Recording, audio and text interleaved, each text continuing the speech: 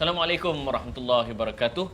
Saya malam ni terasa sangat kerdil atas beberapa sebab. Pertama, tetamu-tetamu yang ada pada malam ni luar biasa jasa mereka kepada membawa keamanan negara. Kedua, malam ni saya diamanahkan untuk menggantikan Tuan Haji Zainal dan juga Tuan Syarif Kadir kerana mereka berdua kurang sihat dan Tuan Syarif Kadir kini sedang berada di hospital. Semohon pada anda yang menonton di Garasi TV, kita sama-sama mendoakan kesihatan mereka berdua kerana kita perlukan jasa-jasa mereka, kita perlukan mereka sentiasa sihat untuk memandaikan bangsa dan umat kita, insya-Allah. So kepada Tuan Haji Zainal dan juga Tuan Syarif Kadir, Allahumma yashfihim, insya-Allah. Okey, tuan-tuan dan puan-puan, kita malam ni akan berbincang tentang F-Team. Orang Kelantan kata, "Gapa nama rima F-Team ni?" Tuan-tuan, kita sentiasa kagum dengan filem-filem Hollywood seperti Rambo, kita tengok kartun macam G.I. Joe, kita tengok CSI, kita tengok macam-macam kisah-kisah polis, kisah tentera daripada barat. Sampai kita lupa rupa-rupanya dalam negara ada wira yang tidak didendang ataupun dia unsung hero. Dan mereka ini dahulunya dikenali sebagai Special Branch E3F, Special Operation Force, atau lebih dikenali sebagai Pasukan F. Kenapa? Yang tu kita akan tanya tetamu kita pada malam ini nanti. Dan pasukan ini ditubuhkan untuk melawan ancaman komunis. Dan sebelum kita mula, saya rasa ianya lebih adil untuk saya kongsikan beberapa tragedi-tragedi di mana pasukan F, di mana ianya berlaku sebelum penubuhan pasukan F. Pertama, tragedi Keruh yang berlaku pada tahun 1968. Komunis menyerang hendap konvoi pasukan polis hutan ataupun PPH. Pelatun 11 Kompani C mengakibatkan 16 anggota telah terkorban, 17 cedera parah, dan pembunuhan Ketua Polis Negara ketiga Tan Sri Abdul Rahman Hashim, di mana penembak tepat melepaskan 11 das tembakan, 7 mengena kepada sasaran. Dan pada tahun 1975, Ogos 75, meletupkan Tugu Negara. Ini satu tragedi yang besar. Dan seterusnya menyerang markas Brigad Tengah PPH 2 KIA ataupun KIA 80 WIA pada September 1975, membunuh Ketua Polis Perak iaitu Tan Sri Hu Chong pada November 1975. Dan idea penubuhan pasukan ini diusulkan sendiri oleh Allahyarham Datuk Abdul Rahman Hashim pada tahun 1971 yang merupakan pengarah cawangan khas Bukit Aman ketika itu, dan ia benar. 3 tahun kemudian, orang yang bertanggungjawab mencadangkan idea ini, beliau dibunuh. Tuan-tuan dan puan-puan, kita sedekahkan Al-Fatihah kepada Allahyarham. Al-Fatihah. Alhamdulillah.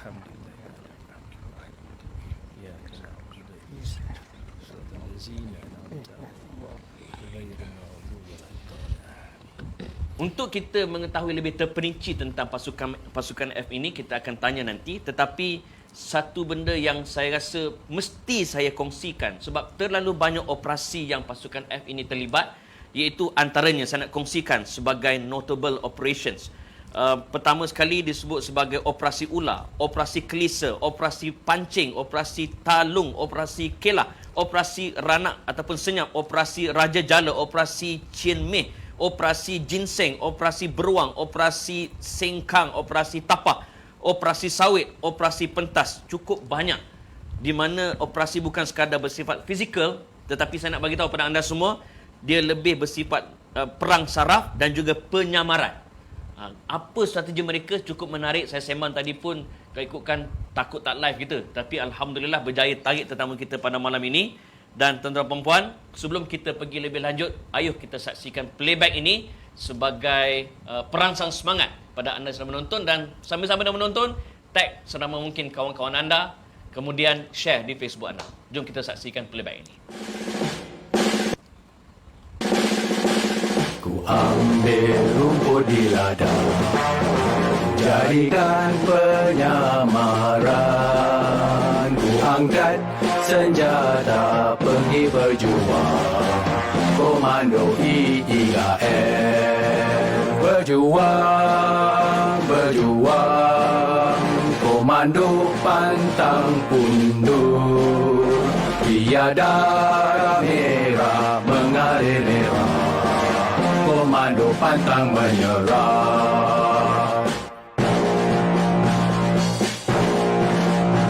Ku ambil rumput di ladang, Jadikan penyamaran, ku angkat senjata pergi berjuang. Komando I3F, berjuang, berjuang. Komando pantang undur, biar peluru datang bertabur, akan tetap ku gempur. Berjuang, berjuang, komando pantang undur, biar darah merah mengalir merah, komando pantang menyerah. Ku ambil rumput di ladang, jadikan penyamaran, ku angkat senjata pergi berjuang. Komando I3F, berjuang, berjuang. Komando pantang undur, biar peluru datang bertabur, akan tetap ku gempur. Berjuang, berjuang, berjuang, berjuang, berjuang.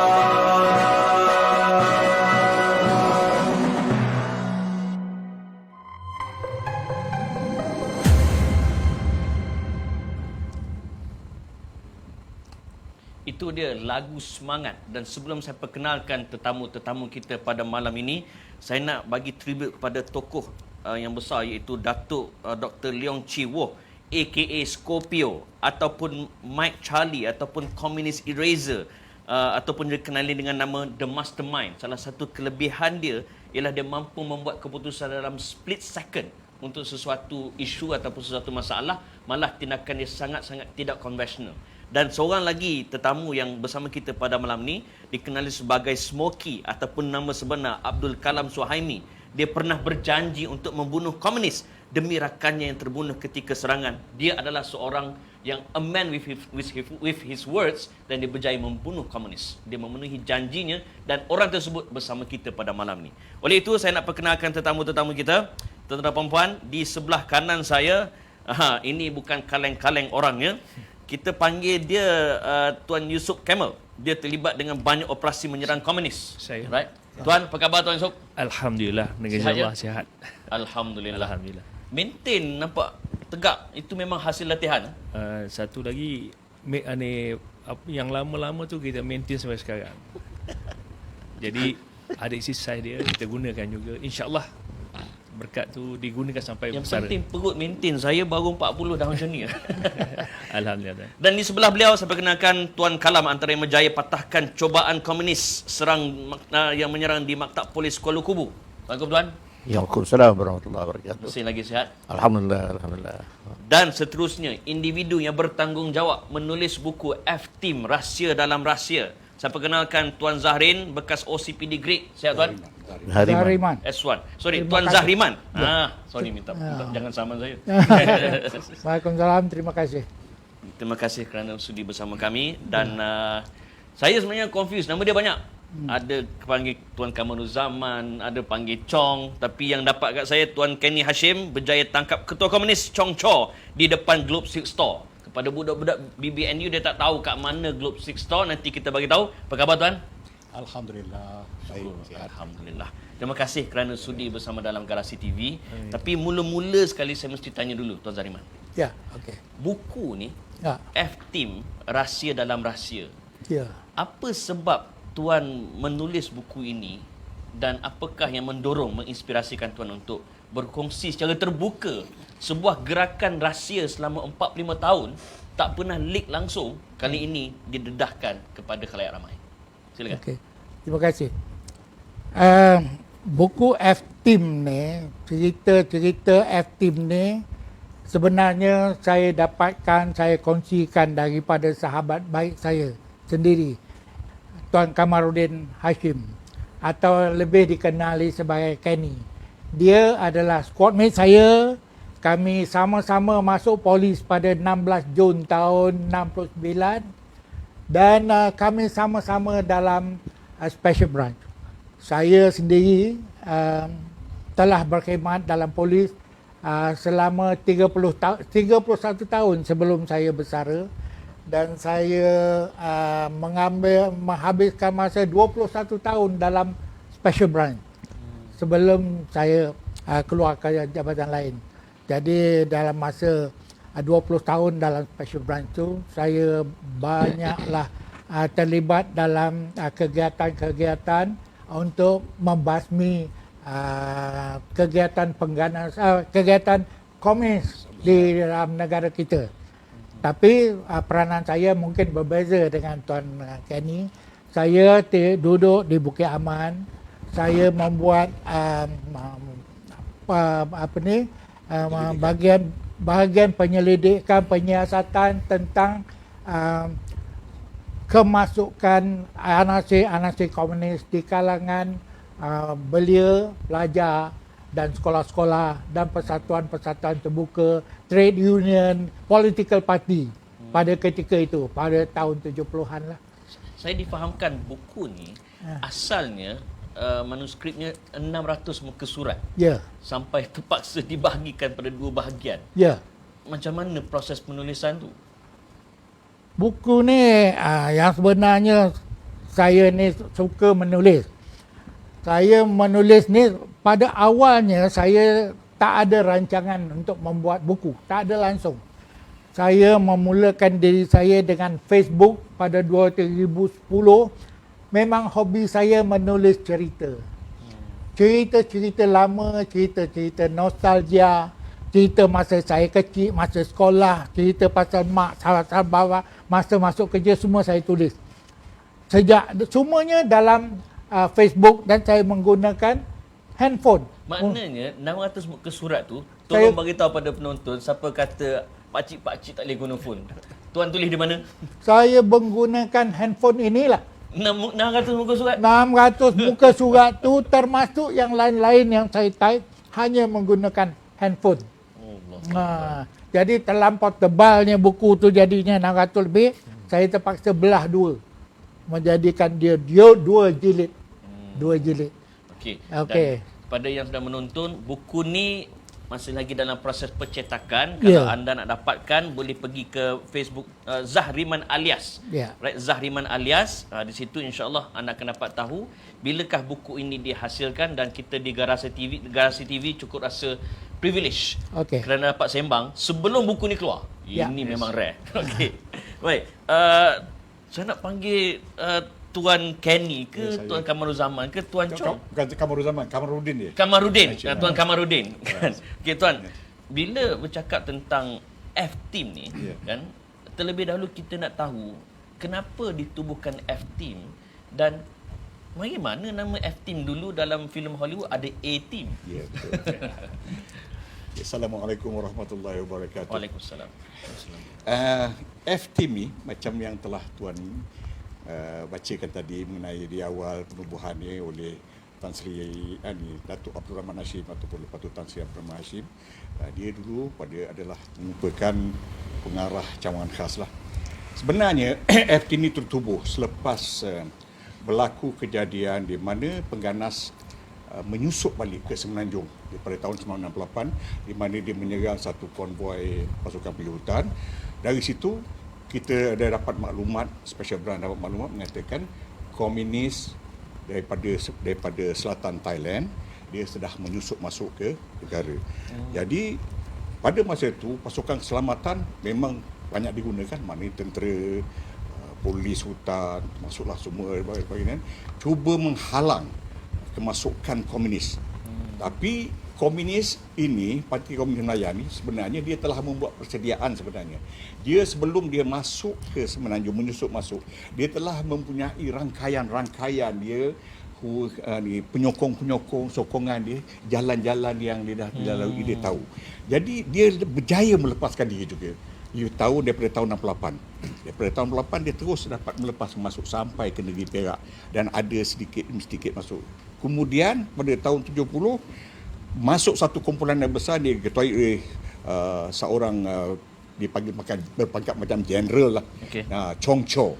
Chong Cho ni membawa unit penggempur ke-6 menyusup sampai ke negeri Pahang. Walaupun telah cuba dihalang, tapi mereka berjaya melepaskan diri. Sampai masuk melalui Perak, melalui Banjaran Titi Wangsa, sampai ke Pahang, sampai ke Selangor, Pahang dan sampai ke Negeri Sembilan. Jadi oleh kerana kita tahu, kita dah dapat maklumat, kita tahu Chong Cho dah sampai begitu, walaupun pasukan keselamatan cuba halang, tapi dia berjaya disebabkan saya kata dia mempunyai rangkaian yang kuat. Dia dah bersedia, makanan telah disediakan dalam hutan. Kerana semasa bila dia berundur ke sempadan daripada darurat yang pertama, darurat yang kedua dia dah merancang, dia tahu dia punya kelemahan-kelemahan dia memperbaiki. Sebelum dia nak menyusup balik, maknanya dia kena tubuhkan unit-unit pertubuhan bawah tanah seperti MNLF, MPL, macam-macam pertubuhan bawah tanah yang akan menyediakan, membagi bantuan kepada dia. Pasukan MNLF ni underground ni ataupun dia dipanggil pertubuhan bawah tanah ni sangat penting. Boleh dikatakan tangan kanan lah pada tentera komunis. Kerana tanpa dia, tentera komunis tak akan berjaya masuk. Kerana dia menyediakan makanan, dia kumpul duit, dia macam orang biasa, macam kerja biasa, tapi dia akan mengumpulkan duit, dana, mencari dan sebagainya. Dia akan belikan makanan, pakaian ke apa semua, ditanam dalam hutan. Jadi dia dah persiapkan tanam tu. Dia dah sepanjang daripada sempadan sampai ke Negeri Sembilan. Malahan sampai ke Johor pun dia dah buat. Dia dah tanam dah, dia dah sediakan. Jadi maknanya apabila tentera dia masuk, dia dah bagi dah. Dia punya lakaran, mungkin peta lakaran yang dia bagi, di mana kalau dia sampai ke kawasan ni, dia akan ambil makanan. Jadi tentera komunis apabila dia menyusup masuk balik, dia tak risau mengenai makanan, logistik. Dia boleh bergerak dalam hutan, dia boleh survive. Jadi oleh kerana pasukan keselamatan, bukan kata dia tidak bekerja kuat, bukan kerana dia tidak berjaya, tidak. Tetapi memang komunis dia dah kata orang membuat persediaan yang sangat-sangat rapi lah sebelum dia masuk. Effort yang lebih lagi. Jadi sebab itu dia dah berjaya menyusup, melepasi lah. Tak ada pertempuran berlaku dan banyak bertembak, umpamanya macam operasi yang akan operasi senyap dan sebagainya, kita menghalang dan sebagainya. Tapi masih lagi main group, pasal dia ramai duduk sempadan. Jadi untuk cara itu, Tan Sri Abdul Rahman Hashim atau pada masa itu dia Datuk di Pengarah Cawangan Hadi memikirkan sepatutnya ada satu pasukan rahsia lah. Satu pasukan rahsia untuk melaksanakan satu cara menghalang pengganas komunis dapat ataupun menahan daripada dia merebak ataupun memperteguhkan kedudukan di dalam di Semenanjung. Jadi itulah sebabnya dia tubuhkan F-Team. Apa approach F-Team? Sebab kalau kita sembang tadi saya dengar bukan sekadar serang, tapi strategi dia sangat dahsyat. F-Team dia ditubuhkan.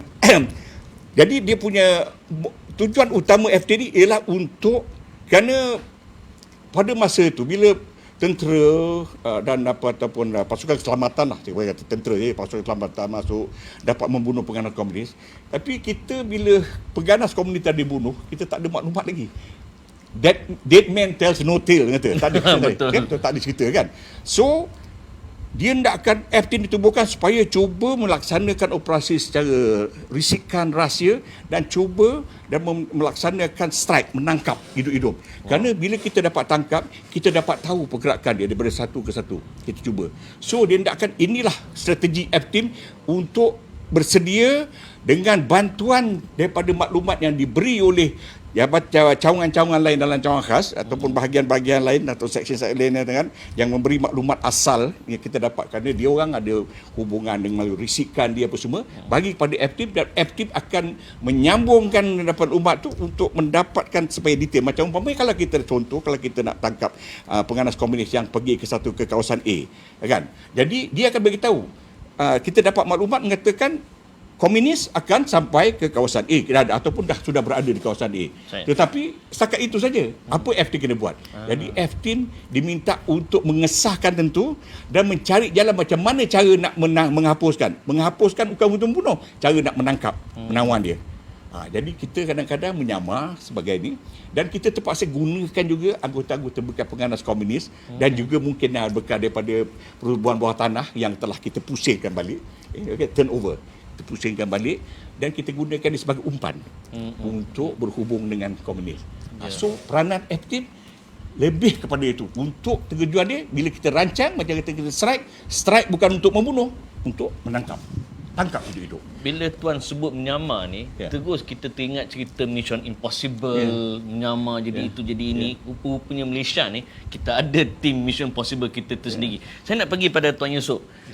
Bagaimana Tuan boleh terjebak menjadi ahli FTIM? Adakah di atas permohonan ataupun arahan? Dan proses latihan, saya kira dah boleh dedah ragut macam mana. Boleh. Kan, silakan Tuan. Terima kasih Tuan. Saya pada mula asalnya saya dalam Pulih Hutan, iaitu Batalion 12 PPH di Kuala Terengganu.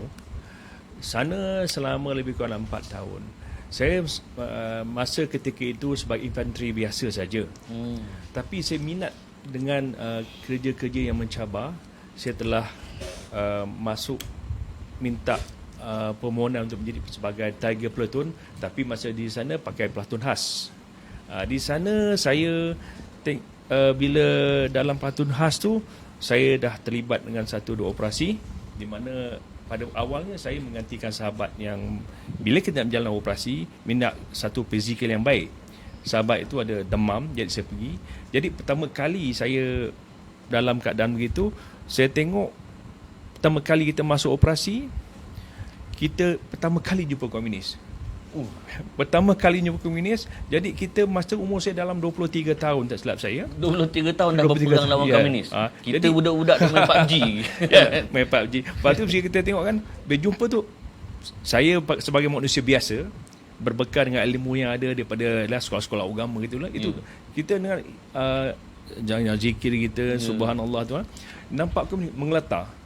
Menggeletar, tapi walau macam mana pun kita telah dengan semangat yang ada bila meletup sebiji peluru tu, jadi saya datang semangat. Jadi dalam insiden tersebut 5 komunis masuk dalam kawasan pertempuran tu, 2 tembak mati dan 3 lagi. Rentetan daripada insiden tersebut dalam tahun 78 tetap saya telah dipilih CEO saya untuk diinterview sebagai FTIM, dan di masa itu FTIM ambil selection yang banyak juga dan saya antara yang terpilih lah untuk menyertai FTIM ni lah. Pada awalnya saya tak tahu bila sampai di Bukit Aman apa saya nak buat. Apa saya nak buat? Tanya di Bukit Aman, dia tak tahu. FTIM tu dia tak tahu. Tadi macam mana pun pihak berkenaan, pihak Tuan Haji Kamarudin, Tuan Kenny, dia telah menghantar orang untuk manggil saya di tempat yang tertentu, tempat yang terpilih lah. Baik, Tuan Kalam, saya bila baca antaranya Abdul Kalam Suhaimi aka Smokey berjanji untuk membunuh komunis demi rakannya terbunuh ketika serangan. Siapa rakan tersebut dan bagaimana saat-saat balas dendam itu dapat dilangsaikan? Cerita ni cerita lama sebenarnya lah. 1980.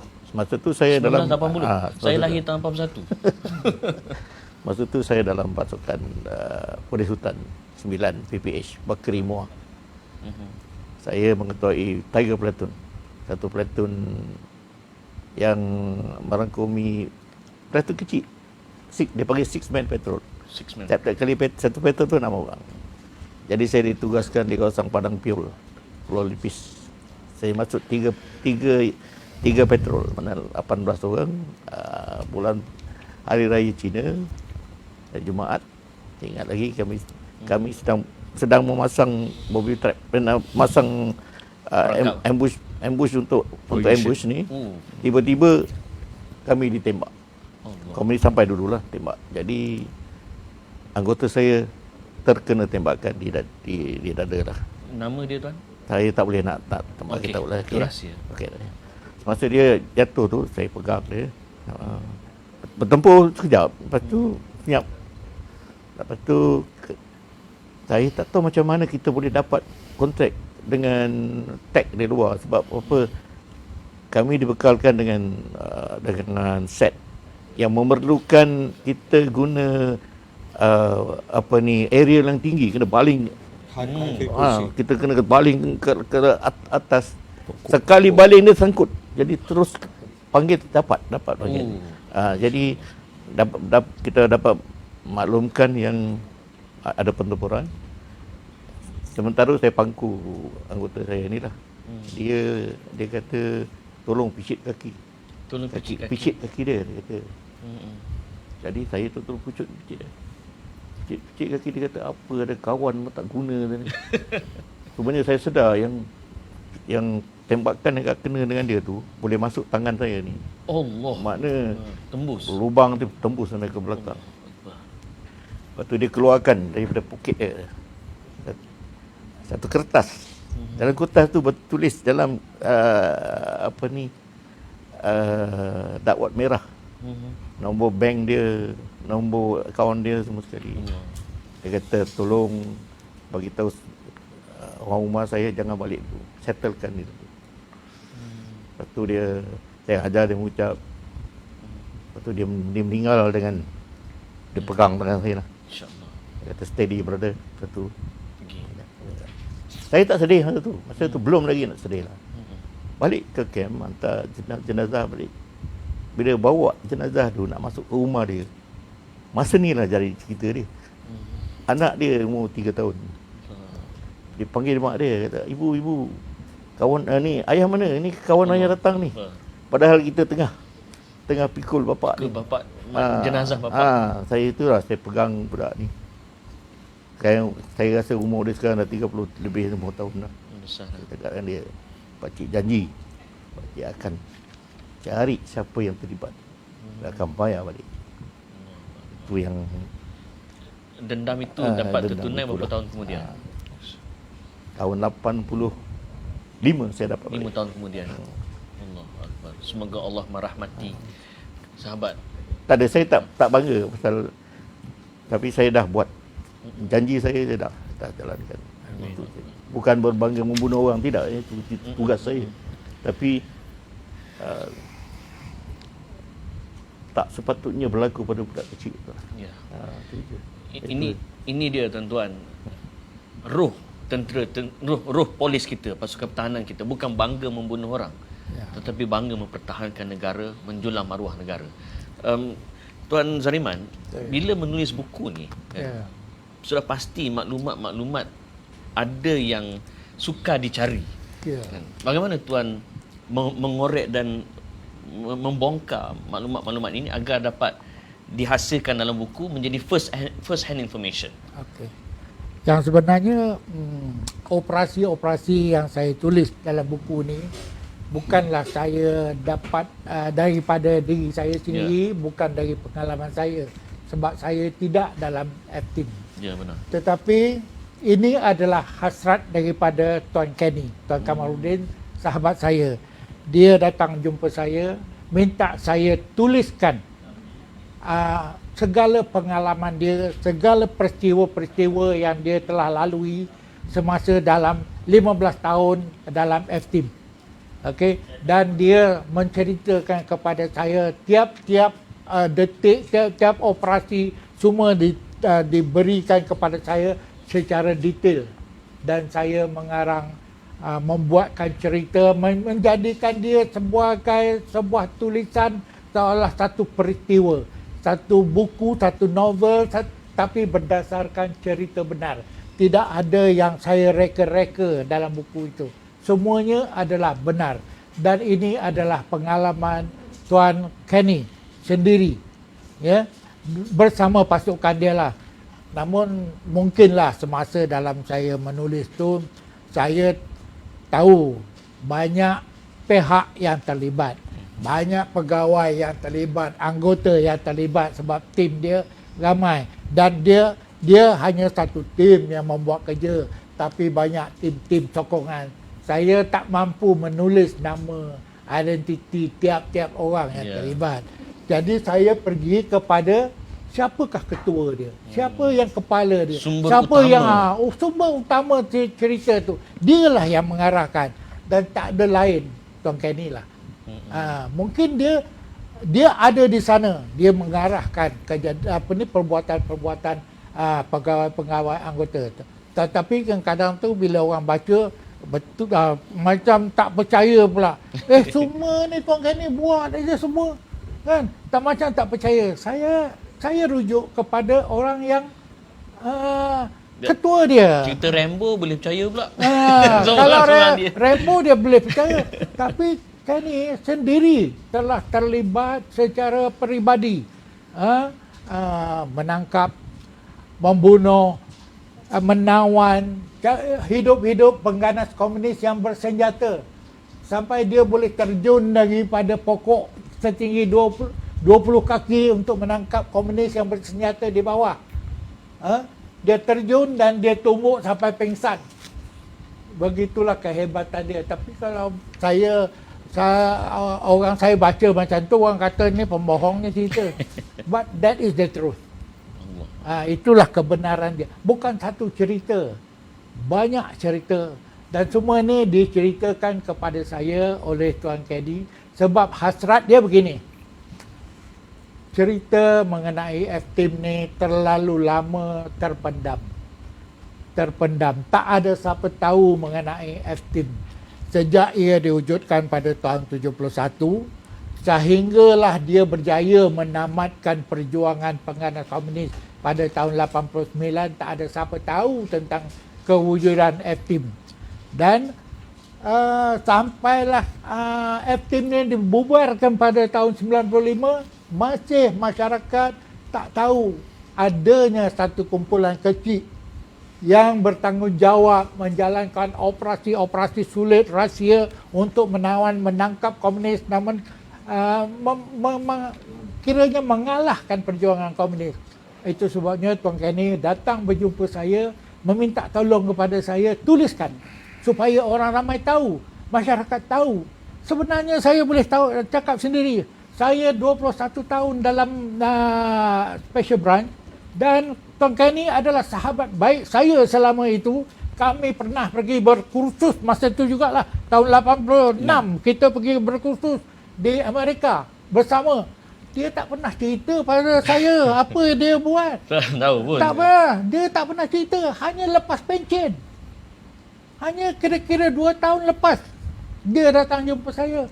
Man, kau tolong tulis ni. Aku nak orang tahu. Apa polis buat. Apa F-Team buat. Selama ni orang lain banyak mengaku. Yang mereka lah yang berjuang untuk negara. Tapi tak ada siapa pun yang menyebut tentang F-Team. Jadi dengan itulah saya bertekad. Saya tulis sebaiknya dan saya cari cara menulis yang sangat mudah dipaham oleh orang, diikuti oleh pembaca. Sebab kalau ikutkan operasi-operasi ni, perjuangan melawan komunis ni very delicate. Jadi kalau tak ditulis secara betul, orang baca pun jadi macam tak minat. Macam apa. Tapi kalau kita tulis dengan cara menarik, orang akan suka baca. So, saya akan cuba letakkan seolah pembaca itu berada di situasi situ. Macam tu caranya kita cuba pendekatan saya bila menulis. Dan untuk makluman yang sedang menonton, F-Team ataupun F-Force ini berjaya membunuh sekurang-kurangnya 183. Tidak, kita menawan. Menawan 183 komunis. 187. Dan membunuh dalam rekod 48 orang komunis. Ini bukan satu kerja yang mudah. Dan untuk makluman juga, antara covert paling lama di Simpan Rahsia adalah F-Force lah. Untuk makluman F-Team, FVR Zaslon hanya bertahan selama 2 tahun, lepas tu dah leak. Apa lagi, Osmac Sock 5 bulan deploy, MVA tahu. CIA SAT now dikenali sebagai SAC, setahun dah leak dah. Kalau E Squadron aka Increment leak dalam tempoh 2 tahun sebab pegawai cuai. Tapi F-Team ni 45 tahun unbeatable. Dahsyat. Tuan, saya nak tanya, apa beza di antara VAT 69, VAT 69 dan Team F ni? Okey, VAT 69 ni merupakan satu unit elite forces lah. Special maknanya satu pasukan yang dibentuk terbaik lah. pasukan yang umpamanya supaya macam dia balik special forces lah. Ya. Dalam macam tentera dia mempunyai regimen gerak khas, begitu juga polis mempunyai pasukan pulih hutan, tetapi di antara pasukan pulih hutan ada satu batalion ditubuhkan merupakan pasukan elit pasukan pulih hutan dan dipanggil VET 69 disebabkan 69 ni dia ditubuhkan pada tahun 69. VET tu bermaksud Very Able Trooper. VET. Dia dipanggil VET. Bukannya minuman ada BSOP tu. Dia VET. Itu. Jadi VET, Very Able Trooper. Jadi dia ni peranan 69 ni lah membantulah. Dia maknanya dia biasanya kalau mempunyai, kerana dia ada able troopers, kebolehan yang tinggi, dia selalunya apabila satu maklumat yang agak lebih tepat, yang lebih padu. Jadi SB ataupun cawangan khas yang minta bantuan, kerana maklumat datang dari cawangan khas, memberi kepada dia pada vaksinan, okey di kawasan ni ada komunis dan dia akan pergi, dan dia orang biasanya berjaya kerana dia dapat bertempur. Bukanlah maknanya dia bertempur dia menang saja, tidak, ada pun banyak juga mati yang kena tembak, cedera dan sebagainya, tetapi kejayaan pada VET memang tinggi. Kerana kalau dihantar dengan pasukan yang lain, mungkin cara pergerakan dia lain, cara ni lain. Kerana untuk melawan komunis ni kena ada satu cara yang paling sesuai lah untuk keadaan lah. Tak boleh konvensional. It has to be a guerrilla dan kena cara dia. Dan VET 69 mempunyai ciri-ciri untuk menghapuskan komunis kalau diberi dibenarkan pada dia. Itu dia VET 69. F lain. F macam saya kata, kita macam merupakan striker dan juga kita macam attacking midfielder lah ni. Striker dan attacking midfielder. Tetapi bila kita dapat maklumat, biasanya kita perhalusi lagi maklumat. Kerana tanggungjawab kita bukannya nak menembak membunuh mati, kita nak menangkap hidup-hidup. Sebab itu, macam kalau VET 69 punya kerja, dia dapat maklumat, dia pergi untuk destroy, hapuskan, mati tembak, bukan untuk tangkap. Kan that is their role. Bukan berkata dia tak boleh tangkap, kerana role dia, peranan dia adalah untuk pergi menghapuskan. Itu fungsi dia. Fungsi dia. Peranan F tidak. Peranan F bila dapat maklumat macam ni, kami dikendaki untuk menangkap, menawan hidup-hidup. Jadi peranan cara kita melaksanakan operasi tentulah berbeza. Cara kita kena menyediakan keadaan, menyediakan tempat, kita kena cari, dan kita terpaksa menentukan setiap maklumat yang kita berdapat tu sampai tepat betul dan sampai cukup masa kita ambil tindakan. Jadi peranan-peranan yang kita mainkan. Jadi sebab itu dalam macam VET sini dia tak perlu penyamaran, kerana dia dapat maklumat dia tu pergi. Macam F tak boleh. Sebagai aktivis dia mesti masuk tengok dulu. Tengok dulu keadaan kawasan di Myanmar, duduk, jadi kerja kampung, kebun, jadi Pak Imam pun ada masjid, surau apa semua kan. Tukang buka rumah apa semua, dia tukang siang, malam pergi masuk tengok tempat. Dia tengok keadaan, mengendap, tengok dia punya penyokong-penyokong dekat mana apa semua. Jadi itu peranan F. Bukan, dan benda ni bukan makan masa kata seminggu, 2 minggu, sebulan. Bulan sampai, bulan lebih kurang lebih 7-8 bulan macam tu sekali. Itu F punya main. Kita nak terangkan sikit lah. Macam bagaimana peranan F ni boleh mendatangkan kejayaan berbanding dengan pasukan-pasukan lain. Kita tidak, macam dia kata, tidak membunuh. Kita nak tangkap. Apa kelebihan nak menangkap? Kita tangkap satu orang, kita pulihkan dia, kita terbalikkan dia, pusingkan dia sehingga dia menjadi untuk membantu kita. Dia menolong kita. Kadang-kadang tu dia berjuang bersama kita. Bukan kita hasut dia untuk membunuh kawan-kawan dia, tak. Kita bagi tahu, kita tangkap engkau tolong kami supaya ambil kawan-kawan kau yang ada dalam hutan tu, bawa keluar, dan mereka akan dapat peluang hidup balik semula. Jadi daripada satu tangkapan, kita boleh dapat menghasilkan mungkin 4-5 tangkapan yang lain daripada satu orang. Dan 4-5 yang kita tangkap ni, bila kita turn over, dia boleh mendatangkan. Itu sebabnya ini kita bukan cerita pasal komunis dalam hutan saja. Kita cerita menangkap anasir-anasir underground komunis yang di dalam bandar. Kalau orang tak sedar pun dia wujud. Orang tak sedar kewujudan komunis underground dalam bandar. Dalam bandar pada ketika itu ada lebih kurang 7,000 orang. Underground komunis di dalam bandar di Kuala Lumpur sampai ke Johor ada 7,000 orang. Di kalangan 7,000 orang ni, cara kita buat operasi ni, tangkap satu dapat 5, tangkap lagi. Dia yang kita tangkap ni akan membantu untuk menangkap kawan-kawan dia yang lain sehingga seramai 1,700 orang yang telah ditangkap oleh F-Team saja. Dahsyat. F-Team. Kalau nak ikutkan F-Team ni, Tuan Kenny ni saya bagi tahulah, dia mula masuk F-Team pada tahun 76. Ya, betul. Bulan Mac, bulan 6 tahun 76. Sejak hari pertama dia masuk F-Team, dia telah diberi arahan, diberi tugas untuk menyamar, naik basikal tiap-tiap hari selama 1 bulan masuk ke kawasan Lombong di Batu Cave. Hanya tujuan dia untuk mendapat maklumat tentang kehadiran komunis daripada hutan datang berjumpa orang underground di Lombong tu, kawasan Lombong tu. 1 bulan mengayuh basikal, akhirnya dia dapat maklumat. Dan akhirnya dia dapat menjalankan satu operasi membunuh 3 orang pengganas komunis. Masa tu dia diarahkan untuk membunuh. Sebab apa? Ada tujuannya kita bunuh. 3 pengganas ni datang berjumpa satu orang underground yang di luar. Orang underground tu adalah orang kita. Dia menolong kita. Dia ni adalah orang perantaraan antara komunis di hutan dengan underground di luar. Jadi kita terpaksa protect dia. Jadi bila dia komunis datang, kita terpaksa bunuh. Kalau kita tak bunuh, dia ni akan mati. Sebab dia ni amat berguna kepada kita. Bernilai kepada kita. Jadi macam itulah hasil daripada dia ni yang nama ginseng. Ini operasi ginseng ni. Inilah dia orangnya yang dia banyak. sincere. Dia menjual ubat ginseng, kita panggil ginseng, dan dialah yang banyak membantu kita mengenal pasti di dalam Kuala Lumpur siapa yang bekerja menjadi underground. This underground bukan sahaja penyokong bodoh. Some of them sudah pun dilatih secara peperangan. Sudah pun diberi senjata.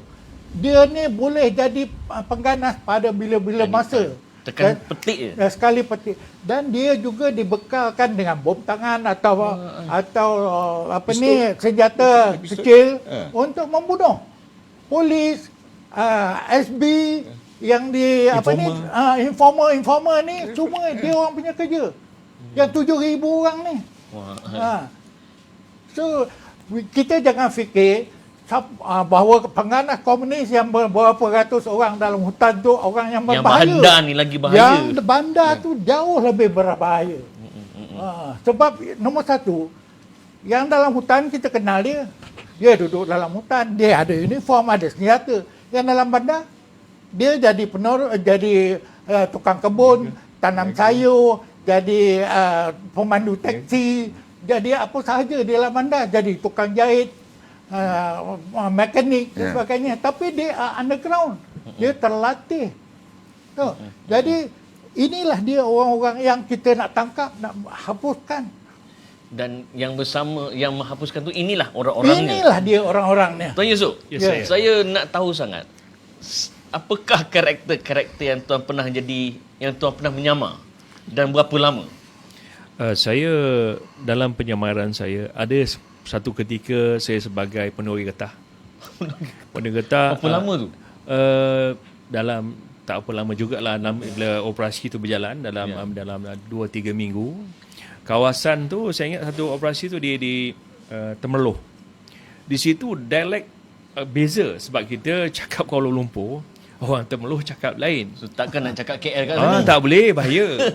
Jadi dalam masa tu saya dalam keadaan pengitipan tu, ada masa-masanya saya terpaksa menyurut dalam semak, tengok pergerakan orang yang disyaki tu, kita tengok percakapan. Kadang saya meniru cakap dia tu. Bolehlah satu masa saya sama dengan seorang tu bapa saudara saya juga, Isa Atan. kita keluar daripada kawasan tu sebab nak ambil makanan. Dan untuk pengetahuan tuan-tuan semua, FT ni tidak ada ration. Kita pakai duit sendiri untuk belanja. Kalau makan habis, kita kena keluar cari makan. Jadi kita kena cari makan, nak beli makanan. Penoreh kita tanya, nak ke mana tu? Dan saya tak pernah mengajuk. Saya kata, tak boleh motong, hari basah. Ni batang-batang basah. Dia kata, ambil lagu ni lap. Jadi pakcik saya ketawa, apa cakap macam ni? Saya kata macam mana? Jadi penyamaran tu agak relevan jugalah kan. Sebab orang Pahang, saya orang Johor. Jauh benar. Dia jauh. Dia punya lenggok tak sama. Dan ada juga satu masa saya menyamar di Johor, saya jumpa pakcik saya naik basikal. Jumpa pakcik saya masuk dalam longgang, takut orang kenal dia kenal saya, jadi panjang cerita.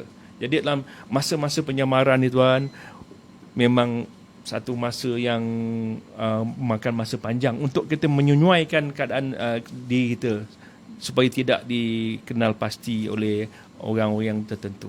Dia bukan senang jadi orang awam tau. Iya, sebab dah biasa dilatih. Bila dah biasa jadi polis, nak jadi orang awam susah balik. Dia senang je. Cara jalan, cara bercakap. Cara jalan je. Dua orang anggota polis, dia tak pakai uniform pun, dia berjalan. Kita tengok dia tahu, ini kalau tak polis, tentera. Sebab dia jalan, step dia sama je. Kita tahu. Orang kampung, dia mata dia peka tau. Dia tengok benda-benda macam ni, dia tahu. Jadi saya buat kerja penyamaran lama. Antara penyamaran yang Tuan Kalam pernah Saya duduk di kampung Melayu. Kampung Kawu Kubur Baru lama. Kuala Kubur Baru di Kerling. Saya duduk sana dengan beberapa orang anggota saya. Kami sewa satu rumah. Buat kerja kampung yang cari rotan, cari otan, yang buat tugas menukang. Jadi kegiatan kampung tu kita kena ikut lah. Kalau nak ke surau, kita kena ke surau. Assimilate dengan mereka. Yes. Jadi nak sesuaikan tu. Satu, bahasa. Kita nak kena lenggok bahasa satu. Yang keduanya, cara kita ni. Misal saya ambil misal ya. Ini pegawai saya dulu Apa yang akan saya buat bila T datang, saya akan bagi dia dulu. Saya tak sedar tau bila saya bagi ni. Sebab dah kebiasaan, kita akan hormat pegawai tu, kita akan bagi dia. Tapi orang akan sedar. Siap tanya saya, kenapa bagi kat dia? Saya bagi kat awak, bagi kat dia pasal apa? Sudah. Sudah. Jadi benda-benda macam ni kita dalam masa penyamaran ni kita kena betulkan. Slowly, bukan saja daripada IC dah apa semua, tidak. Daripada seperti keterampilan kita. Kita keluar rumah tu, nak jadi orang kampung bukan senang. Nak cara berjalan, cara bercakap, betul. cara bergaul, cara membeli. Betul. Mungkin Tuan Kalam boleh ceritalah, teruslah. Mengapa Tuan Kalam itu hari menyamar sampai begitu lama di Kelumpang tu? Apa yang dicari juga, kan? Dan apa hasilnya? Kalau cerita sikit. Ini operasi ni dipanggil operasi ular. Mula-mula ni dia bukan operasi ular, dia operasi kambing. Dia panjang cerita dia. Sebab anggota saya ni bila dia nak mula-mula masuk, dia bawa kambing. Kambing ditelan dek ular. Itu yang jadi operasi ular. Itu yang bos kata, ni nama ni tak best, tukar jadi ops ular. Jadi ops ini itu dia punya fokus dia kepada satu kumpulan komunis. Dia panggil 21 Armed Force atau kumpulan bersenjata ke-21 di bawah seorang nama dia Pang Wu. Dia ada keanggotaan dia lah. Dia ni ada pelik sikit. Dia suka berhubung dengan orang India. Dia cari sos dia orang India. Jadi untuk perancangan permulaan ni kita kena cari orang India untuk menjadi sos dia. Jadi apa yang Tuan Kamarudin dah buat, dia cari 3 orang anggota daripada pasukan Padi Hutan Batalion 21, anggota India 3 orang, rekrut dia sampai ke KL, terus tukar uniform, kita hantar ke ladang getah. ajar dia menori, ajar dia buat kerja sawit dekat-dekat 3 Maknanya bulan lah. skill cepat belajar pun kena ada kan. Yes. Tak pernah menori. Kita kena ajar dia. Kita cari satu tempat dekat Belah Hijau sana, ajar dia semua sekali. Dia dah sesuai, bawa dia kepada tempat tu, suruh dia cari kerja sendiri. Bukan kita carikan dia, kita bagi dia kerja, tidak. Kita cakap kau cari kat kerja kat kebun ni. Jadi dia pergi bertiga. Alhamdulillah tiga-tiga diterima bekerja di kebun tu. Jadi di ladang tu dia bekerja di sana. Sementara saya, grup Melayu ni, pergi ke kampung. Kami buat peranan maklumat. Kita nak kumpulkan maklumat. Ada dari satu tim Cina pula. Oh. Ni dia pergi ke ladang babi dengan ladang sayur. Ada orang duduk kat sana. Ikan. Dan ada kolam ikan. Tiga-tiga. Jadi maklumat yang kita tak kumpulkan ni, tiga-tiga maklumat ni, dekat setahun kita kumpulkan. Itu yang lama tu. Betul. Ya. Saya balik rumah, boleh tanya orang rumah saya lah. Rumah Sebulan sekali. sekali. Sampai anak pun tak kenal ayah lah. Tak, bila tuan menyamar, bukan menyamar, menjadi ahli F-team, Yes. ahli keluarga tahu ke? Tak. Tuan Yusof pun Saya keluarga saya tahulah, isteri saya tahulah. Tahu. Tapi cara rambang saja. Kita tidak akan bercerita. Kadang-kadang kita terpaksa perkataan tipu sunat. Saya bertugas di Kelantan, saya cakap saya kena pergi Penang. Dalam hati kita mencurigai itu ada. ya. Mana tahu satu orang tanya isteri saya, dia ni asyik. Jadi kita ni dalam projek, kadang-kadang boleh membantut dengan Sebaik projek. dulu tak ada Facebook kan. Dia memang macam tu lah tuan. Kadang-kadang kerja macam ni, kita kena keterampilan diri tu kena sesuai dengan keadaan setempat. Saya pernah masa di dalam Opklisa memerlukan penampilan sebagai seorang peneri getah.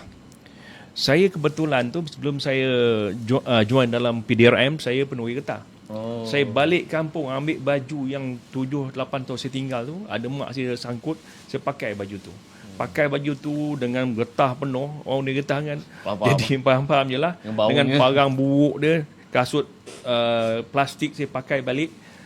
Saya masuk kawasan yang telah ditentukan, mengenal pasti kawasan tu sebab kita akan membuat satu projek yang akan datang.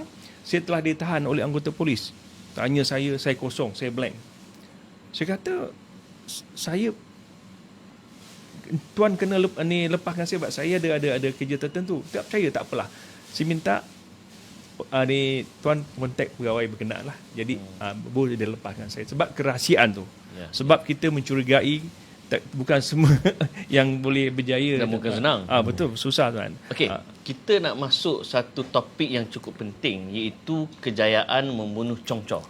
Menangkap Chong Chor. Ya. Ini pengganas komunis yang cukup dikehendaki kerana ada khilaf. Ada yang mengaku dia tangkap, ada pihak ni kata tangkap kat sini, macam-macam.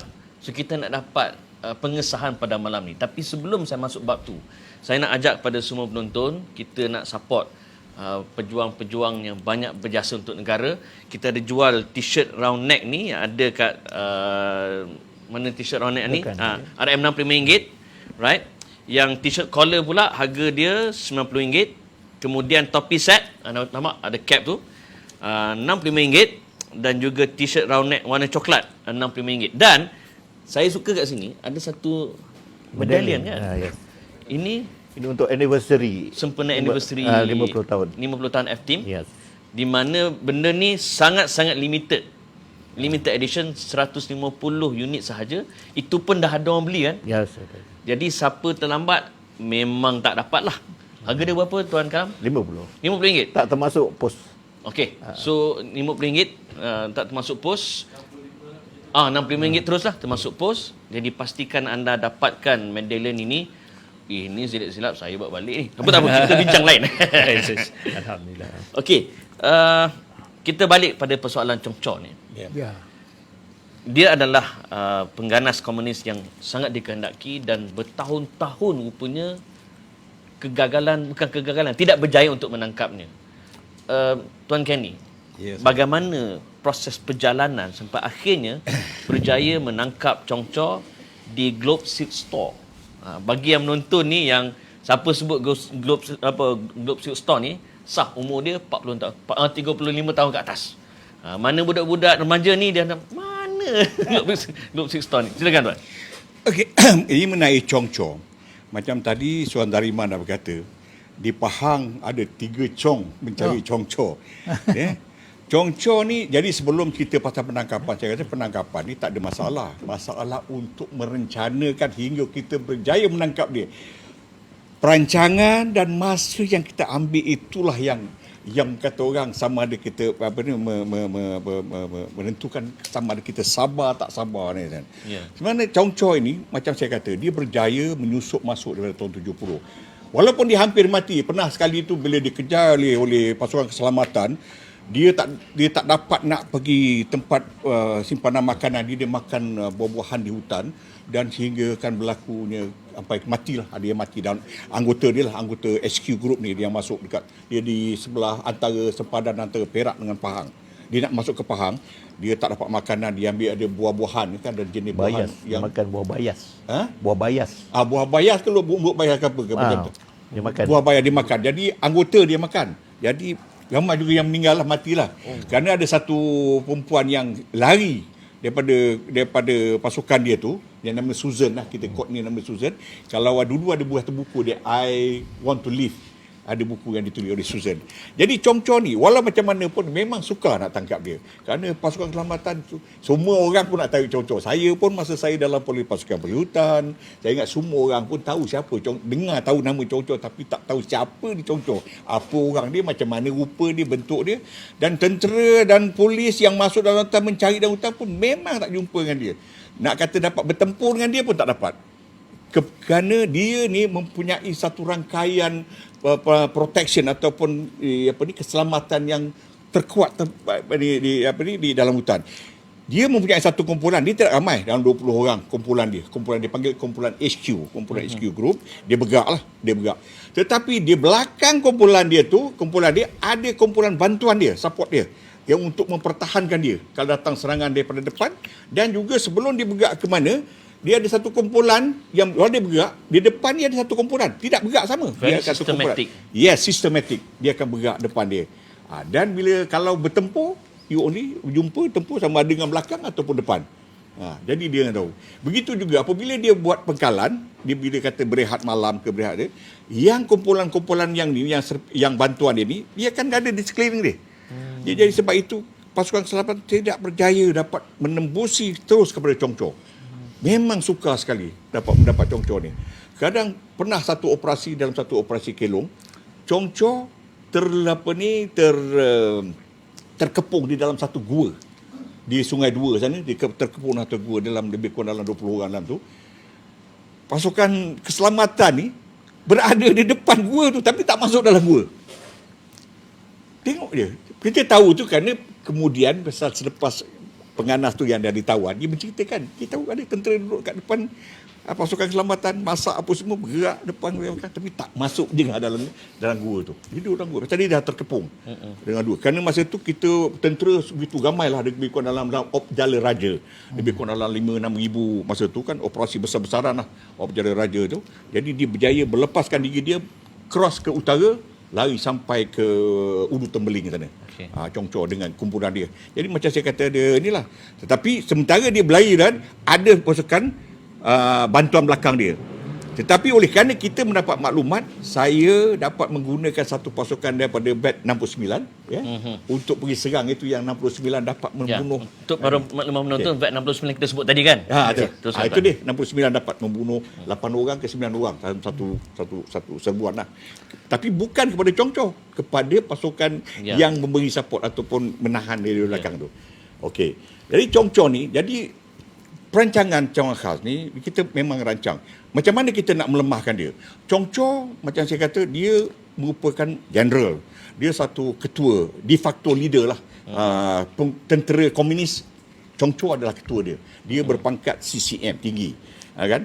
Jadi dia mempunyai kekuatan kerana underground ataupun perbualan tanah semuanya di bawah kontrol dia. dia akan mendapatkan makanan, duit, segala-galanya, pergerakan apa semua dia kontrol. Congco ni. Tapi dia kontrol daripada hutan, underground ni. Jadi dia dapat bergerak merata-rata. Jadi sebab itu, untuk bagi kita tujuan cawangan khas, terutamanya F telah diberi dah. Ultimately ataupun ujungnya kita mesti mencuba menangkap ketua dia.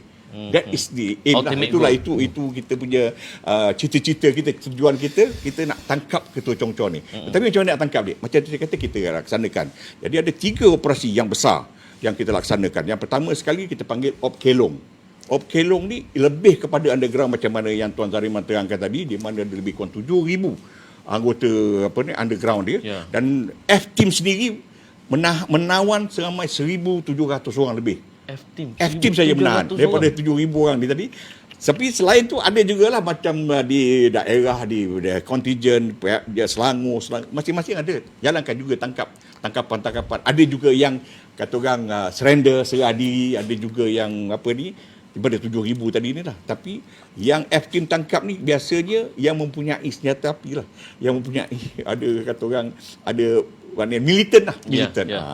Anyway, jadi bila kita dapat tujuan utama kita mesti lumpuhkan kekuatan underground, kerana dia ni lah yang menyebabkan komuniti di hutan ni dapat bergerak mengata-kata, termasuklah Congco dia dapat bergerak, tak apa kata, kerana dia akan hubung, dia dapat sini dia masuk jumpa kan, dia pergi A, kalau A terkepung, B terkepung, C terkepung, dia akan pergi D, E, dia akan bergerak, kerana dia banyak sentiasa backup plan. Dia ada backup plan, so susah, jadi terpaksa kita potong dia punya pertubuhan underground ni. Jadi kita dapat tangkap. Pada masa tu kita tangkap tak adalah sampai 7,000. Saya rasa kita dah tangkap lebih kurang dalam 3,000 macam tu lah. Tapi yang kuat lah, termasuk orang ketua-ketua dia lah. Jadi dia punya dah lemah. Maknanya dia dah mendapat sokongan daripada underground dah kurang dah. Selepas itu, Congco, bila dia tahu dia tak mendapat sokongan daripada underground dah kurang, dia minta bantuan daripada ibu pejabat dia di selatan Thailand sana, ataupun dia panggil North Malayan Buru, untuk memberi bantuan kepada dia, kerana dia tak dapat nak menghubung. Pasal dia kerana dikejar oleh pasukan keselamatan, dia ada banyak armed workforce ni yang berada di daerah-daerah yang di Selangor, di Selatan Perak, di Pahang, di Negeri Sembilan, kan? Ini semua dah ada dia punya anggota. Jadi untuk dia menghubung ataupun memberi arahan agak susah sikit, kerana dia takut dengan underground dah kena tangkap apa semua. Jadi dia memerlukan cara satu perhubungan yang lain. Pihak komunis di utara, di ibu pejabat di sana telah mengirim satu pasukan unit penggempur ke-16 untuk membawa peralatan peperangan. Tapi yang penting sekali pada saya, dia buat peralatan ialah tentang wireless set untuk diagi-agikan. Ada lebih kurang 20 wireless set dia bawa. Itu kira-kira. Jadi wireless set ni sangat penting pada Congco, kerana dia dapat agihkan kepada dia punya pasukan-pasukan kecil dia. Sebab bila dia berhubung, maka kita susahlah bagi pasukan SB untuk mendapatkan risikan lagi, kerana dia dah banyak menggunakan hubungan melalui wireless. Tak ada kalau digunakan orang macam di LB surat. Bolehlah detect kat situ. Itu kita boleh tangkap. Macam kita tangkap terjun daripada pokok, itu okey. Tapi kalau digunakan wireless, kita tak tahu. Jadi okey. Tapi itu dalam satu operasi kelah. Dia berjalan daripada selatan Thailand sampai ke Kuala Lumpur. Dia ikut Kuala Lumpur dan lebih kurang dalam 3 bulan. 3 bulan lebih dia berjalan. Akhirnya kita dapat tawan hidup-hidup semua.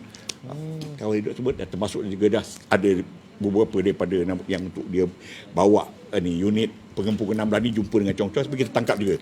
So bila Congco dia lari, dia berunduh. Dia tahu. Pasal kita dah tahu dah pergerakan dia dah. Dia cepat-cepat hilang. Bila dia hilang, berunduh, kita pun tak tahulah ke mana dia pergi. Rupanya dia mula-mula dia lari ke belah antara sempadan Pahang dengan Perak. Daripada sempadan Perak, dia ada sokongan lain masih ada. Dia punya AWS dapat sokongan. Lepas itu dia tahu kita jadi dia berundur, dia turun ke selatan, dia lari ke Semenyih, ke Dusun Tua. Dia bersembunyi itu. Dia mempunyai rancangan. Rancangan dia sendiri nak pergi ke selatan Thailand untuk berjumpa dengan jawatankuasa. Dia ada jawatankuasa. Pada komuniti Melayani dia pakai jawatankuasa. Bukan Chin Peng, dia ada jawatankuasa. Jawatankuasa ni yang menentukan, macam komiti lah. Jadi dia berjumpa dengan komiti ni, dia berbincang supaya apa cara nak beri bantuan kepada dia, untuk supaya dia dapat memperkukuhkan kekuatan tentera dia. Dia nak pergi di sana. Tetapi sebelum dia pergi ke sana, dia terpaksa menghantar orang untuk hantar surat. Ya. Ha, Itu yang penting tu. Yang penting tu. Tetapi kita berjaya kata orang mengesan siapa yang nak menghantar surat tu. SB biasa mengesan. Dan SB biasa dapat mengekori. Jangan mengekori yang membawa itu adalah merupakan pengarah komunis yang keluar menyamar sebagai orang biasa. Pergi sampai ke Bangkok. Sampai ke Bangkok, dia berjumpa dengan dia punya jawatan kuasa di sana. Dia tak bikin selatan, dia jumpa di Bangkok, dia patah balik. Tapi kita ikut, kita tahulah. Kita tahu dia ikut dia tahu. Kita dah tahu siapa dia ikut. Bila dia balik ke Kuala Lumpur, ni yang dua orang ni, dia suami isteri. Dia dua orang, suami isteri. Bila dia sampai balik ke Kuala Lumpur, kita tahu dia, nama dia kita kata Siti Pangkuan lah. Pangkuan dengan isteri Aying dia, dua orang ni. Dia ni orang kepercayaan Chong Chong lah. Dulu dia Nine Ambut Force. Dia ambil alih dari Robin lah. Robin ambil alih daripada dia lah. Tapi dia memang orang percaya. Dia yang dihantar dia. Kan dia macam orang biasa. Ni walaupun dia Siti, bukan dia mungkin itu dia Siti ni baik orang biasa, dia pergi ke Bangkok. Dan bila dia balik, dia berjumpa dengan tu. Jadi bila kita buat coverage, kita buat pemerhatian, kita nampak ada macam orang tua. Kita tak kenal Chong Chong, tak ada siapa pun. Oh, maknanya dalam masa proses tu tak tahu lagi. Tak tahu, kita tak kenal Chong Chong. Kita tak tahu Chong Chong di mana. Kita nampak dia ada bersempua dengan orang tua. Kejap dia cakap. Jadi bila dia ulang balik, bila kita tengok balik, ada satu orang tua ni. Nasib baik, sebelum masuk Opkelah, kita berjaya menawan salah seorang daripada dia punya ni, bodyguard Chong Chong sendiri. Yang bernama Ahmad. Kita kod ni. Nama dia muka dia Ahmad macam lah. Melayu sikit. Muka dia macam Yusof ni. Yusof sikit. Dia hitam gelap sikit mula-mula kan. Jangan hidung mancung, mata bulat, bukan macam Cina sepet, tak ada. Jadi kita namakan dia Ahmad. Jadi Ahmad ni merupakan dia memang bodyguard Chong Chong. Dia macam anak angkat dia daripada Chong Chong. Jadi kita tunjuk Ahmad pada masa tu dah keluar daripada F. Dia dah berhenti daripada F. Dia hanyalah kerja kontrak. Dia dah membuat dia berniaga, dia membeli ikan di Kota Tinggi. Kita panggil dia, tunjuk gambar. Dia kata, betul kawan ini Chong Chong. Tetapi itu hanya daripada gambar. Kita tak boleh kata dengan gambar kata, ini betul ni Ahmad. Kata tidak. Kita nak rasa apa lagi yang kau boleh menentukan. Dia kata, Chong Chong ada kesan tembakan di bahu dia. Di bahu sebelah kiri kalau silap. Ada kesan tembakan. Tapi kalau betul kesan tu jumpa tembakan, kesan tembakan, itu Chong Chong lah dia kata. Selain daripada muka tu memang dalam gambar, kalau gambar ni tak begitu, kata gambar bukan yang ambil macam dekat-dekat. Bukan pasport tu kan. Bukan macam pasport tu. Jadi itu kata tengok. Okey, kita macam mana pun kita syah tentu Chong Chong ni. Pasal kita tahu dia pun dah terdesak dah. So apa dia buat? Kita ikut dia. Ikut dia melalui kata orang kita dalam penyamaran kita lah, dalam penyamaran anggota-anggota. Itu bukan F punya kerja. Itu kita ada pasukan bantuan lain yang membantu kita untuk membuat pemerhatian lah pada dia lah. Kita tahu dia lari sampai masuk ke pagi ke mana? Ke Balakong rupanya dia pergi ke satu kilang membuat pencetakan buku. Tapi bila saya dimaklumkan yang itu, saya merupakan ketua pegawai operasi, adakah kita nak ambil dia tu? Saya fikir tak boleh. Kita tak boleh ambil tindakan. Kerana kalau kita serbu dia di dalam tempat pencetakan, akan berlaku pertembakan, akan berlaku firefight lah. Mungkin pasal dia takkan dia nak ditangkap. Tak ada siapa mau ditangkap, kan? Dan dia mempunyai bodyguard. Kita tahu dia ada bodyguard. Dia akan keluar, bukan dia keluar seorang, dia keluar dengan bodyguard. Bodyguard dia ada senjata, tentunya bertempur. Jadi kita nak tangkap dia. Dia saya kata, jadi okey. Jadi besok apa kita buat? Kita ikut dia, tunggu dia keluar ke mana dia pergi. Kita tunggu dia keluar. Kita tak tahu apa yang berlaku selepas perjumpaan tu. Kita pun heran tengok Chong Chong keluar dengan satu kereta super touring. Kita orang dah bersedia lah masa itu, F3 dah bersedia dah. Saya dah sediakan 2 pasukan sebenarnya. 2 tim untuk menangkap. Saya tahu pasal apa, pada masa dia berjalan tu kita tahu dia akan berjalan dengan satu bodyguard dia. Bodyguard dia masa itu kita tak cam lagi. Tapi kita tahu dia bodyguard dia. Rupanya yang bukan bodyguard dia tu, yang merupakan datang berjumpa dengan dia tu ialah ketua unit AWF yang kelima. Fifth Ambut Force punya leader, Yong Nam namanya.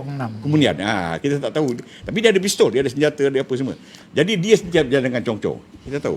Jadi bila dia berjalan keluar kedua, saya dah sediakan, itu kita dah boleh appreciate. Dia kata okey, 2. Saya arahkan ada satu pegawai Cina bernama Inspektor Wun. Dia akan dibantu oleh Yunus Nasir dengan Kusyariman. Ya, dia kata bagi arahan, kau punya tanggungjawab, kau tangkap Chong Chong. Macam mana apabila lagi satu pasukan, satu grup, pasal 2 orang, saya suruh nama detektif Idrus Said, Tajuddin dengan Nur Syam Burhan. 3 orang. Jadi 6 orang. Kenapa saya gunakan 6 orang? Sebabnya sekiranya berlaku apa-apa hal, kata yang pertama pergi tangkap dia, berlaku pergelutan, berlaku tembak. Siapa nak bantu? Ya. Sekiranya kalau dia cedera, kalau yang pertama tu cedera apa semua, kongkong ada 2 orang bantu, seorang mungkin tak berjaya lagi. Jadi 2 orang akan dapat. Jadi sebab itu saya gunakan 3 orang. Setiap satu operasi macam tu saya gunakan 3 orang menangkap.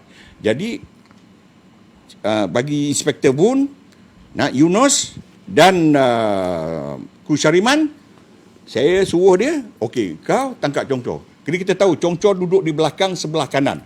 Okey, dia dah bagi tahu dalam set dia orang ikut dalam kereta lah, kenderaan. Jadi kita follow lah. Kita follow bukanlah macam awak tengok dalam wayang-wayang tu ikut kereta macam tidak. Dia semudah memang, itu. Special branch kita ada cara kita lah. Jadi you tak tahu siapa ikut siapa. Tapi anyway dia akan inilah. Dia akan inilah. Kadang-kadang pun kita tukar kereta, tukar kenderaan, naik kereta kenderaan lain. Kadang-kadang dalam kenderaan kita tukar baju. Jadi daripada baju hitam dia jadi baju putih dah. Dah orang tak perasan. Ini semua taktik lah. Ya. Okey, sampai kita tengok kereta tu berjalan sampai daripada Balakong, jalan keras sampai ke Jalan Tengku Abdul Rahman. Dia masuk Jalan Tengku Abdul Rahman, dia masuk ke jalan ke Sempang Kedai Minerva. Tapi kita tahu memang dia ada buka Minerva di jalan depan opposite Globe 6 Store. Dia ada Globe 6 Store. Saya ada ikut belakang. Saya adalah ketua pegawai operasi di situ. Tuan berada di situ. Saya ikut dengan satu van di belakang. Ya, saya kontrol lah dengan van. Okey, ready semua. Okey, you are ready? Okey. Be ready. Yang ni dia dalam kenderaan lain, bukan yang menangkap ni sama dengan saya, tidak. Dia dalam kenderaan lain lah. Jadi apabila sampai di situ, berhenti. Okey, berhenti, saya kata okey, ready. Tunggu driver dia keluar. Driver dia keluar pergi ke masuk kedai Minerva. Saya ada satu kumpulan pula. Yang bersama-sama dengan Saja Meja Yusof. SI Hussein, lagi siapa tak tahu siapa, saya tak ingat lah nama lah. Ada 3-4 orang lah pergi untuk tangkap. Ada di situ. Dia saja dia ada. Dia tanggungjawab dia pergi tangkap yang driver tu. Yang bagusnya dia tak ada duduk orang di sebelah dia. Dia bawa kereta seorang, belakang dia 2 orang duduk. Chong Chong dia pakai topi bareta atau topi bareta, kan cerita bareta tu, topi macam cap bareta tu. Dia pakai cermati hitam dan sebelah dia Yong Nam duduk sebelah. Yong Nam yang saya kata ketua 5th Armored Force, dia duduk sebelah dia. Ada senjata simpan tersedik ke pinggang dia. Kan? Tapi Chong Chong tak bawa senjata. Jadi apabila sampai terus ready, okey, on. Serbulah. Tangkap. Jadi orang yang menangkap Chong Chong tu, yang itu adalah daripada kumpulan Inspektor Bun lah. Tapi saya kemudian dimaklumkan yang benar betul-betul, walaupun Inspektor Bun terlibat di ketua, tapi bukan dia orang yang pertama, dia orang yang kedua. Tapi tak apalah, saya anggap sebagai pasukan. We work F-Team ni sebagai satu pasukan. Janji tangkap Chong Chong. Saya tak kira. Chong Bun ke, Yunus ke tangkap ke, ataupun Nur Syam Kusyariman ke, dia ada 3 orang, pulang pada dia. So dia. But I know exactly siapa yang betul-betul tangkap Chong Chong. Begitu juga yang menangkap Yong Nam. Idrus. Saya tahu Idrus tangkap dia dan dibantu oleh Tajuddin dengan Nur Syam Burhan. So, saya tidak terlibat dalam menangkap Chong Chong. Saya ketua. Saya adalah ketua operasi. Saya memerhatikan itu. Chong Chong masuk, dicampak dalam van dekat saya. Dijaga oleh Idrus. Duduk. Saya dapat pegang kepala Chong Chong. Saya kata, jam-jam man lah orang tua. Dia bertengok saya. Hoi. Itu cerita dia. Itu yang sebenarnya Chong Chong. Jadi Chong Chong ditawan di depan Globe 6 Store, di seberang jalan depan Minerva. Jadi ketua. Tuan-tuan dan puan-puan, ini adalah kebanggaan negara dan saya rasa cukup lagi berbangga kerana saya berada di samping orang bertanggungjawab menawan Chong Chong. Tuan, saya ucap tahniah. Dan pada yang sedang menonton, inilah dia wira-wira negara. Okey, sebelum kita pergi ke pusingan akhir ni, saya tertanya-tanya, logo Team F ni F-Team ini, apa makna dia? Siapa yang boleh tolong terangkan? Okey, logo ni sebenarnya semuanya rancangan ni bukan masa saya masuk F. Masa saya masuk F 2006, masa tu tengah sibuk tengah ni. Apabila masuknya sampai Kalam, saya tahu dia ni artis ni, dia pelukis ni. Okey, kita berbincang. Nombor satu Tuan sekali. Kalam tangan sini. Ya. Ya. Kita berbincang. Yang pertama sekali tentang motor kita. Jadi saya berbincang dengan ketua saya, tapi sebelum Kalam, dia tak ada benda tu, penglibatan antara motor menggunakan nama Hanya Yang Berani. Ya dah. Kan dia only the brave. Bukan dia not macam apa ni SAS tentera British, dia ada dia panggil Who Dares Win. Who Dares Win kan. Itu tentera British dia, SAS dia. Tapi kitanya only the brave. Hanya yang berani. Kerja ni menentukan. So only the berani, kalau kita tukar kepada bahasa Malaysia, kita kata hanya yang berani lah. Hanya yang berani. Only the brave. Hanya yang berani. So motor daripada motor Hanya Yang Berani, kita panggil Kalam, okey Kalam. Daripada Hanya Yang Berani ni kita nak menunjukkan apa yang menyebabkan kita jadi kita nak menggunakan motor Hanya Yang Berani. Kita mesti menunjukkan kerana kita melawan satu apa ni musuh yang ganas. Itu lambang harimau. Tetapi harimau ni tak bolehlah harimau yang macam biasa punya harimau. Kerana harimau biasa ni lain. Mesti harimau yang macam dia tak tahu apa kita buat, kita berjaya tangkap dia. Sebab itu kita tengok ni harimau juling. Mata dia juling sikit. Tak, memang betul ini memang betul. Jadi disengajakan. Kita nampakkan, kita tunjuk lambang F masuk ke dalam mulut. Kerana kita bekerja, kita masuk sampai ke dalam. Kita mencari musuh sampai kita menyaman, tak bagi makan. Bukan main kat luar je. Mana everything is close. Ya. Kan? So maknanya F-Team masuk ke dalam musuh punya kawasan. Masuk ke dalam mulut dia. Itu dah dia lambang F-Team tu yang penting sekali lah. Dan dia yang color tu merupakan macam kita tunjukkan macam color merah menunjukkan keberanian kita, hijau kita masuk dalam hutan, operasi dalam hutan, kuning kita adalah tak setia kepada raja dan sebagainya. Itulah lambang sangat dia tu. Jadi kalau lambang tengok itu merupakan harimau yang bermata juling, pasukan F, huruf F di dalam, di luar dia berahang dia. Ya. Itulah peranan F. Dan Tuan Kalam bila melukis tu ambil masa berapa lama? Saya dalam perjalanan daripada Gua Cadu dalam helikopter, saya draw je. Maknanya logo ni dihasil ketika di atas helikopter. Ini memang legend. Okey, untuk makluman yang dah menonton, pada tanggal 1949 apabila the Peace Accord ataupun Peace Agreement dibuat di Hat Yai, menandakan tamatnya komunis di bumi Malaysia dan tidak ada lagi komunis di dalam hutan di semenanjung Malaysia. Dan inilah insan-insan yang telah berjuang mengorbankan nyawa mereka untuk kita. Dan saya nak tanya pada Tuan Yusof sebagai kita nak rumuskan perbincangan. Dalam kita mendepani masa depan, apakah rakyat Malaysia perlu lakukan? Bukan hanya di kalangan polis dan tentera, tapi rakyat-rakyat biasa. Pesanan Tuan Yusof. Terima kasih Tan. Pada saya, kita sebagai rakyat Malaysia, kita sepatutnya perjuangan telah dijalankan orang-orang dari sini bagi kita ni sepatutnya mengekalkan keamanan negara kita.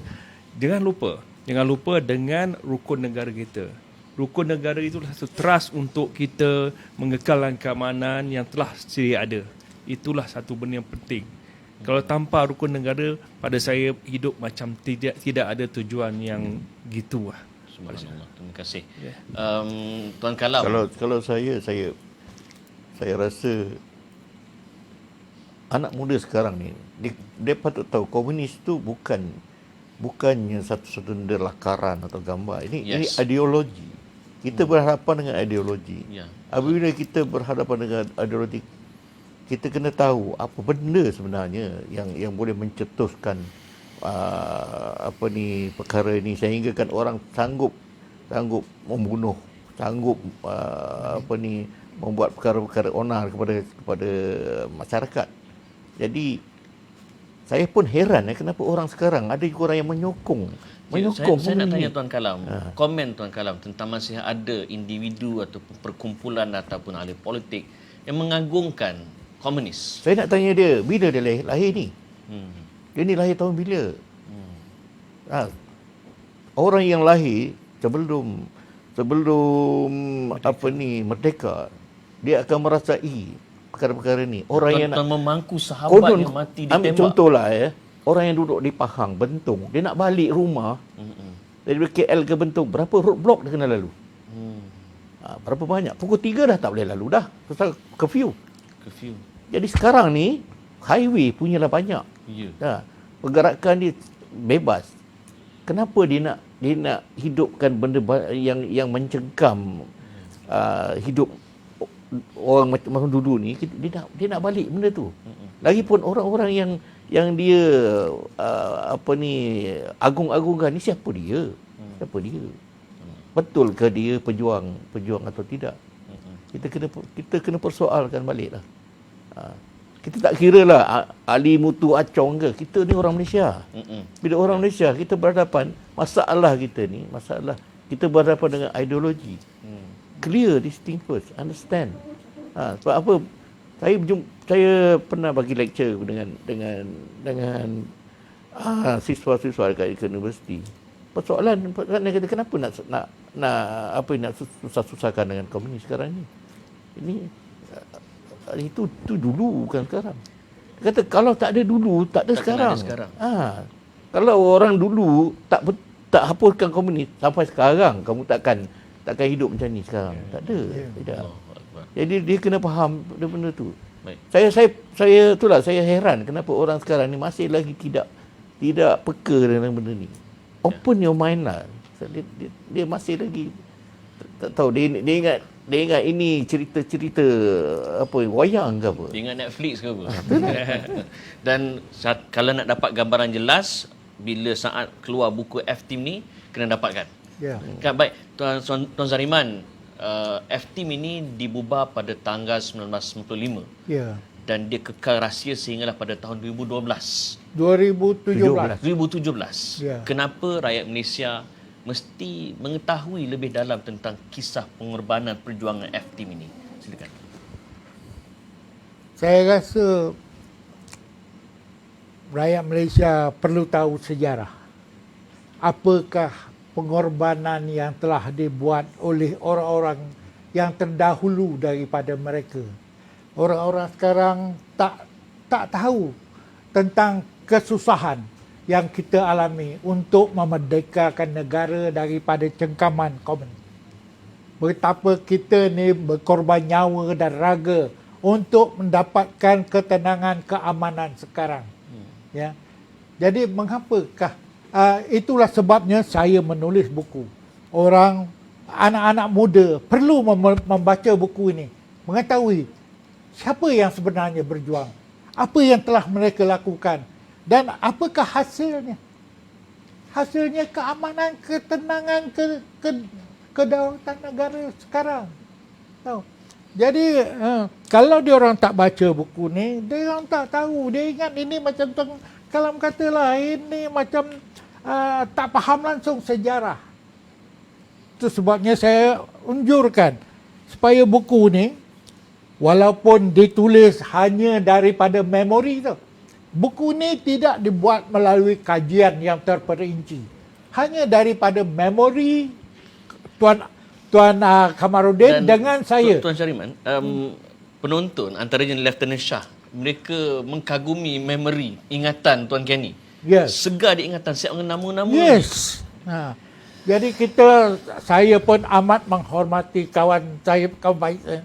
Dia ingat detail-detail segala operasi-operasi dia tu, dan saya memudahkan saya menulis. Of course, daripada diri saya sendiri, saya pun ada banyak pengalaman, pengetahuan mengenai perjuangan komunis.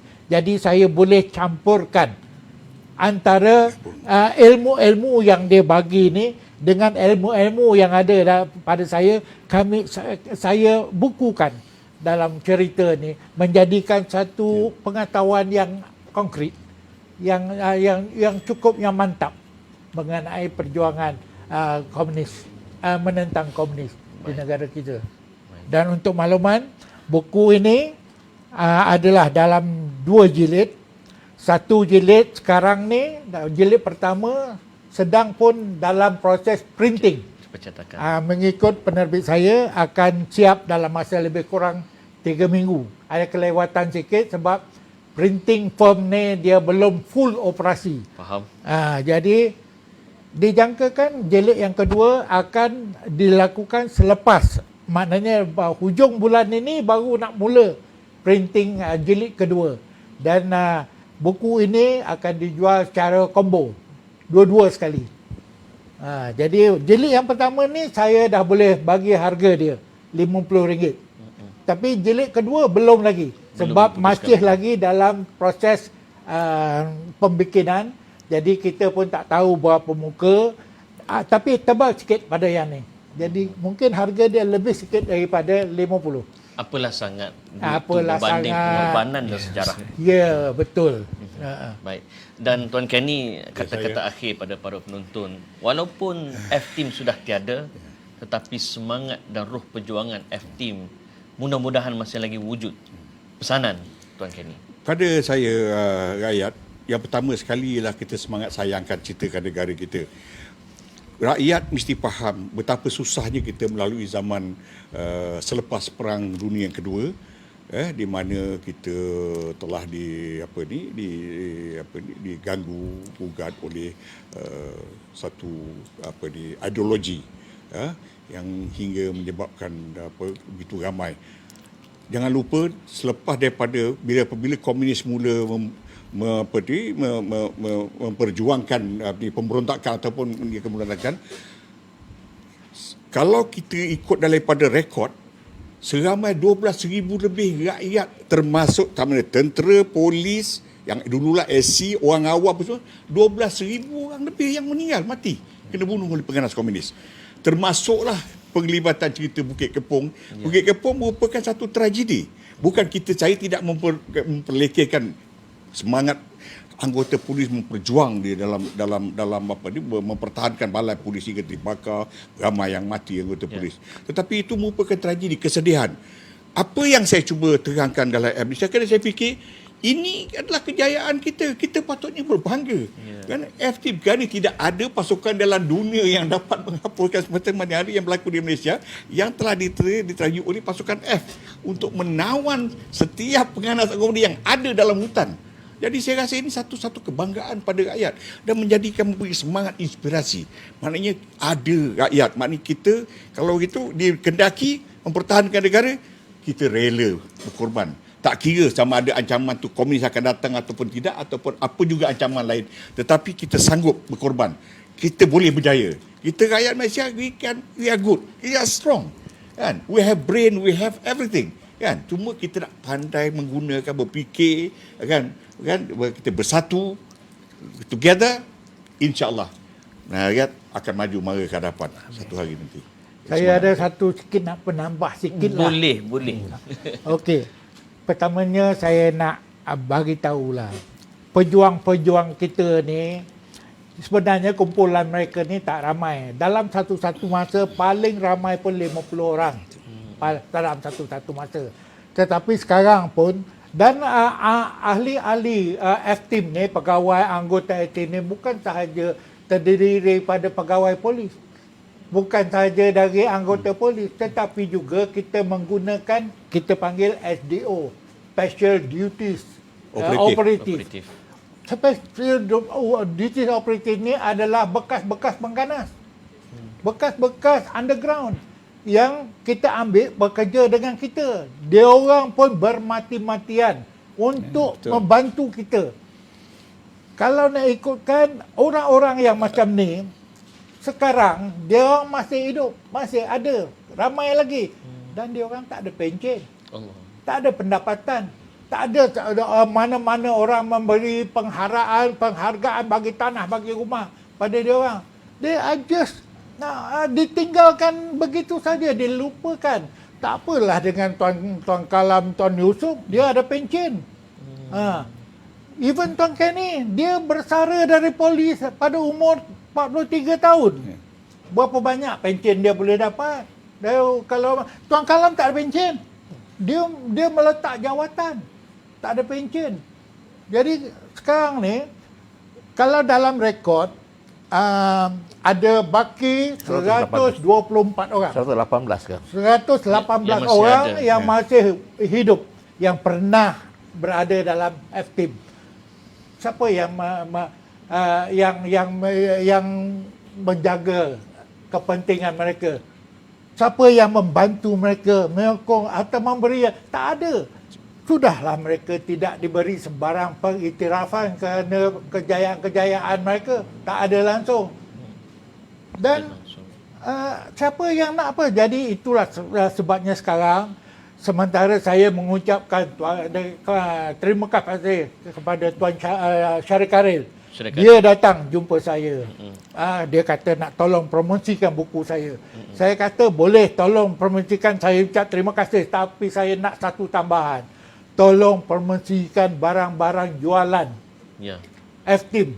Ini adalah barang jualan F-team ni kalau rakyat dapat beli, ini adalah akan merupakan sumber pendapatan dana untuk membantu ahli-ahli F-team yang memerlukan. Banyak yang terpinggir, yang tak ada pendapatan, tak ada pension, tak ada apa, duduk melarat. Siapa yang memperjuangkan? Itu sebabnya mereka ni ada menubuhkan satu syarikat lah kan, untuk memasarkan benda-benda macam ni. Jadi kami mengharaplah dan kami amat berterima kasih kepada pihak garasi untuk mempromosikan ini supaya jualan ini akan dapat membantu welfare bekas-bekas anggota F-team. Beli yang ori. Beli yang original. Sebab saya pun dapat tahu sekarang ni sudah ada pihak-pihak menjual baju pakaian menggunakan logo ni. F-team. Ini satu perbuatan yang pada Khianat saya dan lah. menipu. Khianat menipu lah. Mengambil kesempatan.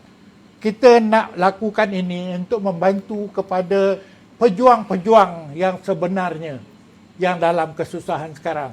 Mengapa kita perlu biarkan jadi orang-orang lain untuk mendapat apa ni. Jadi saya sarankan kalau siapa-siapa nak beli, berilah kepada apa ni. Ini yang sekarang ni siapa yang bertanggungjawab ni? Saya. Tuan Kalam bertanggungjawab. Buatlah order daripada dia, dia akan hantar, dia akan jual. Buku saya lambat lagi. Dah Kita siap beli baru ni. merchandise dulu. Okey, baik.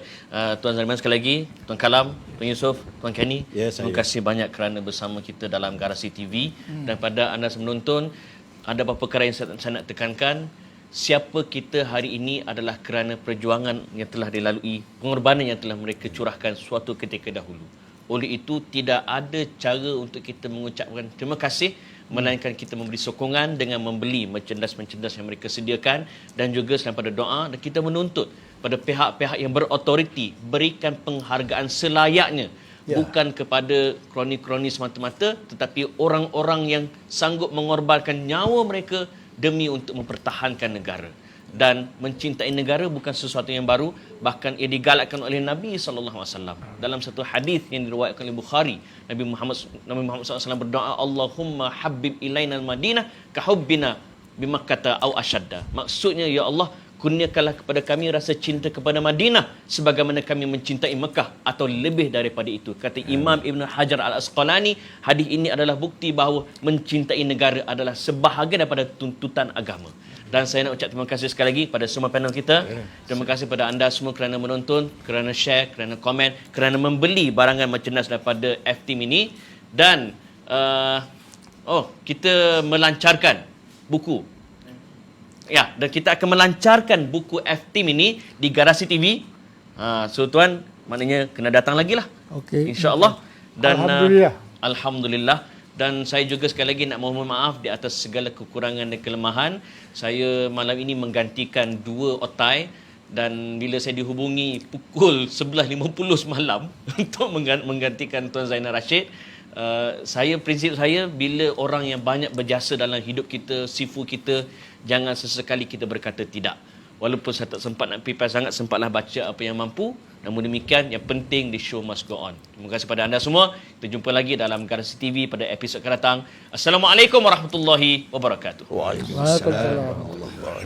Terima kasih. Ku ambil rumput di ladang, jadikan penyamaran.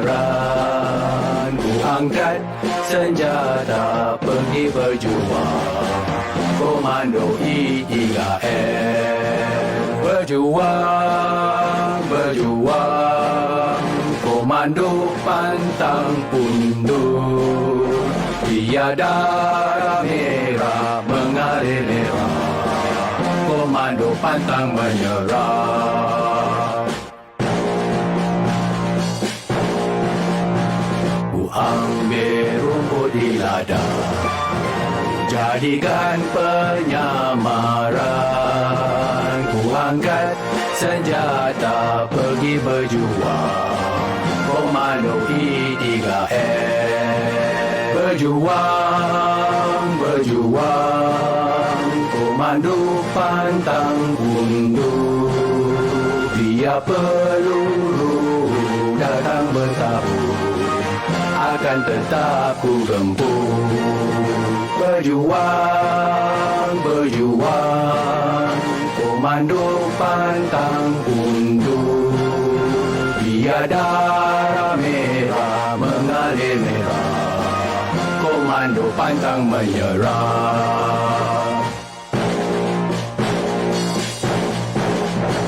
Ku ambil rumput di ladang, jadikan penyamaran. Ku angkat senjata pergi berjuang. Komando I3F berjuang, berjuang. Komando pantang undur, biar peluru datang bertabur, akan tetap ku gempur. Berjuang, berjuang, berjuang, berjuang.